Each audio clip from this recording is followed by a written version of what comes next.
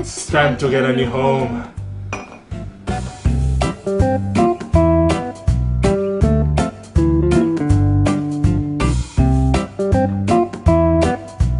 Someplace with a yard. Someplace with a man cave. Someplace that's just right for us. All of us. Including Mr. Dillo Armadillo? Okay. Then, we better get some help because we've never done this before and we want to do it right. Let's start by searching for some experts on the internet. Real experts with real credentials. Wise decision. Owning a home is a great accomplishment, but the home buying process can be complicated, so getting help is a smart idea. My name is Luz Herrera, and I'll provide you with information and counsel you about your rights and your responsibilities as a homeowner. Nice to meet you, Luz. I am Mateo. This is Tania, and this is Baby Garcia. Yes, we're pregnant. Well, I am. Mateo just gets to eat ice cream with me. Good idea. Ideally, we'd like to be in our new home by the time the baby's born. We've been saving our money and we think we are ready. So Luz, where do we start? Let's begin with the key questions. Throughout my career, many first-time home buyers have asked me the same questions. The answers to these questions can empower you. With good information and with the right team in place, you can achieve your dream of home ownership. And that's why I'm here, to provide answers and to be an effective part of your team. In fact, your first question should be, who is on my team? Team Garcia. I like that.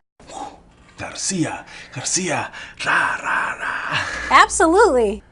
Start with a trusted counselor who clearly explains the home buying process, who tells you what to expect, and helps you identify available resources, and makes sure you understand all the steps necessary to purchase a home. This trusted counselor can be a housing and urban development or HUD-approved counselor, a certified financial planner, a lawyer familiar with real estate matters, and a real estate agent or broker. Any of these professionals, and better yet, a team of them, can help you determine what types of loans are available to you, the costs associated with buying a home, and how much money you will need to finalize your purchase. This last point is especially important because there are expenses in addition to the actual price of the home. It's your team's job to identify these and to tell you how much your new home is really going to cost. Speaking of which... How do we know the amount of mortgage we can afford? That's an excellent question, Mateo. I'll review your financial situation, but there are many online resources you can use too. For instance, there are online mortgage calculators to help determine the maximum monthly payments you can afford based on your income and budget. My tia told us we need to be financially prepared because a monthly mortgage payment includes more than just a loan. Well, your aunt gave you good advice. When you're looking at the cost of a mortgage, you must take into account the cost of the loan. That includes the principal and the interest. You're also responsible for paying taxes and insurance. In addition, if you buy in a planned community, there may be homeowner association assessments too. All of these are in addition to the cost of the home. Good to know, since we'll be saving for the baby too. So with a mortgage, what should our budget look like? Generally, your monthly housing costs should not exceed 31% of your gross monthly income. Likewise, your total monthly debt payments, including credit cards and car loans, shouldn't be more than 43%. Part of your advisor's job, well, my job, is to help determine how close you can get to these ideal percentages. The first step is to save your money because many of the costs associated with the home buying process begin immediately. We're good at that. We've saved a lot, and we're going to teach our baby to be a saver too. It's great that you're prepared because in addition to the upfront costs, you'll need funds for your deposit, money to cover anything unexpected, plus your closing costs. And it's critical that you understand closing costs before you sign any purchase or sale agreements. Closing costs include appraisal, commissions, and title costs, and every transaction has these. Generally, closing costs are about 10% of the purchase price. You also need to be very clear about what loan is best for you. To help you decide, apply to pre-qualify for a loan. Why should we do that? Pre-qualification works to your advantage. It clarifies what you can afford and allows you to stay within your budget. In addition, many sellers prefer to deal with pre-qualified buyers. Once you pre-qualify, shop around. Compare interest rates and loan costs from different lenders, including banks, mortgage brokers, and credit unions. This is especially important for you, Tanya and Mateo. You may not want a big monthly payment with a new baby on the way. And think about this. Your baby might inherit this home someday. So it's important that you use these tools to decide if you're ready. If you are ready to go forward with the purchase, it's time to find the rest of your team, a real estate agent, a broker, or a lawyer. What's the difference between those two?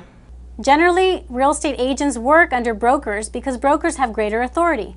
A broker's license requires more knowledge, and brokers take greater responsibility during the transaction. When you search for these team members, do your homework, and I can't emphasize this enough. You must find someone who is licensed by the state, an experienced professional who understands your wants and needs. This individual should communicate clearly in your language and put your best interests first. Sounds like it's easier to find true love. Luz, how do we find this person? Start with personal referrals. Talk with your family, trusted friends, or co-workers for recommendations. You can also contact your state's agency that regulates these individuals. Or you can contact organizations such as the National Association of Hispanic Real Estate Professionals. When you find the right agent or broker, be sure you understand how they will be paid and what the pay practices are in your area. Well, you two, since we've covered a lot of ground, let's summarize these initial home buying steps. First, find a good counselor. That individual can be a HUD-approved counselor who you can locate through this toll-free number, 1-800-569-4287. Your counselor can also be a lawyer. To find a lawyer, contact your state bar lawyer referral service. For a real estate agent or broker, call or email your state's Department of Real Estate Regulation. And finally, for a certified financial planner, go to www.cfp.net. Now, let's learn more about loans. To help us with that, I'd like you to meet my colleague, Orlando Lucero. Thanks, Luz. It's nice to meet you, Tanya and Mateo. Hola, Orlando. Nice tie. Well, they do call me the bow tie guy. So tell me, what steps have the two of you taken so far? We know what we can afford, and we've saved up some good amount of money for upfront costs. Yes, and we'd like to go with our bank as our lender. But if they ask what kind of loan product we want, we don't have a clue. What's available? How do loan products differ? Check this out. There are many types of loans available. I'll describe the characteristics so you can talk with your team and make sure you're applying for the loan that's right for you. It's very important to have this conversation to protect your investment and make a wise decision. Now, if you have a high credit score, you'll usually choose a conventional loan. Conventional loans often require a larger down payment, but the advantage is that your monthly payments are lower. An FHA loan is just the opposite. With a loan from the FHA, the Federal Housing Administration, the government guarantees your lender that you will pay off the loan. With an FHA loan, you make a lower down payment, but this usually means your monthly payments are higher and may include PMI, private mortgage insurance. You should always ask your lender if they have any FHA products available so you can see if you qualify. Regardless of what kind of loan you get, it's important to know how the interest rate will be calculated. With a fixed rate loan, the interest rate and the monthly payments stay the same for the life of the loan. With an adjustable rate loan, the interest and payments do what the name suggests. They adjust or change over the life of the loan. Usually the interest rate starts low, but then it may rise as time goes by. If you pursue an adjustable rate loan, it is critical to ask if there's a balloon payment due at the end. A balloon payment requires a large lump sum payment that you must pay at the end of the loan. Before signing any loan documents for an adjustable rate loan, be sure you know how much the lump sum is and whether or not you can afford it. You should also be sure to research first-time home buyer programs. There are some government-sponsored programs that can help you with a down payment if you have a good credit score and meet other requirements. For example, some active military personnel, veterans, and members of the National Guard may qualify for a VA loan that requires no down payment and allows them to borrow up to 100% of the cost of the home, plus most closing costs. Clearly, it's worthwhile for you to check this out. So what did you guys decide on? Great news. We were approved for a conventional loan. That made our decision easy. Now we can get serious about looking for a new home. That's a great choice for you. Since you don't know what kind of expenses you'll have with a new baby, it's great that you'll know exactly what to expect with your conventional loan. First, you'll have your down payment, then your monthly mortgage payments will be consistent with your income. Now you can really enjoy the search for your very first home.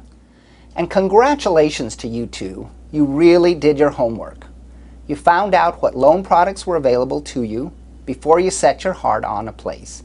I know you really looked at conventional loans, FHA loans, fixed rate loans, adjustable rate loans, and VA loans before you talked with your team and made a decision. Now, Tanya and Mateo, about that home search. It will be smoother if you have a residential purchase agreement, a document that puts you and your family first. A residential purchase agreement isn't just another legal document.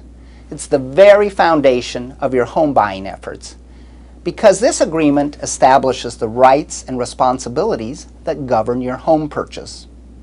Since the purchase agreement is key to everything else you do, be sure to negotiate the most favorable terms possible for you and your family. Also, be sure that you fully understand the agreement. This is so important that I highly recommend you discuss it with your entire team. With that in mind, let's go over a few key points. First, always get the purchase agreement in writing. Second, be sure you understand the essential terms of the agreement. And third, be very clear on the contingencies. Let me repeat that first point. Get it in writing. You need to know exactly what you're buying and what the seller is selling. If you want it to be binding, an agreement that everyone must honor, the law requires you to do it in writing. Get it in writing. The purchase agreement describes the property, including the legal description of the house and what specific items are included in the sale. For example, the contract will say whether you keep the appliances or any furniture. The agreement will also establish the price, designate who pays for what costs, set a timeline for the purchase, and many other details. Lastly, it must be signed by both the buyer and the seller. I'm pretty sure my cousin didn't sign one of these when she bought her house. I know. This agreement's incredibly important, yet tempting to ignore. I've seen too many people ecstatic about a home purchase, only to find out that what they thought was a huge lot for a playground was really just a back porch. So for your protection, Tanya and Mateo, let me say this again. Always insist that the purchase agreement be in writing. To be valid, it must describe the property and be signed by both the buyer and the seller. Call a licensed broker or your lawyer, me, to get the proper form. Since every state's laws are different, the forms will vary from state to state. But these key principles apply no matter where you buy your home. This legal terminology is almost like speaking a foreign language. Which makes me think, what happens if someone doesn't understand the contract because it's in English? First, remember that the agreement is a legally binding document. If you're going to sign it, you must understand it. To do this, get an objective translator to help you clarify what it means. Why is this important? Why is this important? Because how do you protect yourself if you don't know what the words say or what they mean? If there are terms that aren't clear, talk to your agent or your counselor. In your case, Tanya and Mateo, that's what I'm here for. Talk to me. Just remember, once you sign the agreement, you are legally obligated to proceed according to its terms. A good advisor will make sure the document protects your interests and supports your home buying goal. So we have to manage our team, like I manage Mateo. Hey, so what's the best way for us to do that, Orlando? To help your advisor help you, Ask questions, and again, if you don't speak English or understand it well, work with a translator. A home is probably the biggest investment you will ever make, and you don't want your dream to turn into a nightmare because you didn't understand the deal. No nightmares, please. Just a sweet dream of our new home and our baby. And I want to make your dreams come true, Tanya. Plus a few of my own. That means understanding the deal, right, Orlando? Yes. Now, understanding the deal means understanding contingencies. A contingency is a condition that has to be met before there is an obligation to perform. Contingencies are one of the most important parts of your agreement. In fact, they can benefit both the buyer and the seller during a home purchase negotiation. As a buyer, contingencies help you verify that you're buying what you think you're buying. Contingencies also ensure the purchase schedule gives you enough time to inspect the property, be satisfied with the condition of title, and obtain the financing you need to purchase the home. There are many different types of contingencies you too will need to consider. For instance, as a buyer, you want a home that's in good condition. So most contracts will have an inspection period that allows you to hire an inspector to evaluate the home. If the inspection uncovers a costly problem, you might want to take this particular property off of your list. The inspection contingency allows you to cancel the sale and exit the agreement without a penalty beyond the cost of the inspection. Contingencies also help if you have questions that can't be answered right away. In this situation, your lawyer or real estate agent should make sure you are fully informed and protected. There's so much to manage, but we're up to it, right, Mateo? Mm-hmm. Tell us more. We know information is power. I'll say.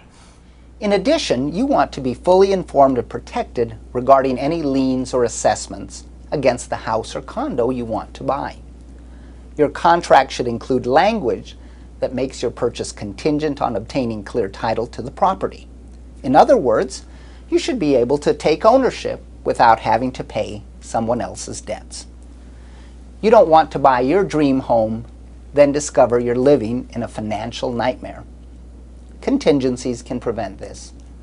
They allow the buyer and the seller to have an honest, documented dialogue about the purchase while making sure both parties remain committed to the deal. So I hope this gets the two of you thinking about all of the advantages a purchase agreement provides and how it can work for you. That's why we're having this discussion and why you should always talk to a good licensed broker or lawyer. And like I tell all of my clients, always get it in writing and be sure you know what the writing says. Now enjoy your dream home and good luck with the baby. I'll send you a bow tie if it's a boy. Thanks, Orlando.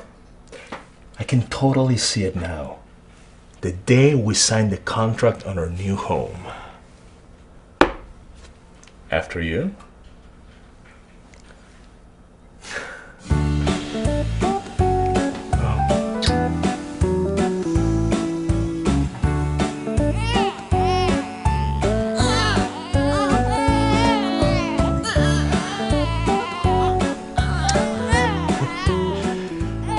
At last. Enough space for all of us.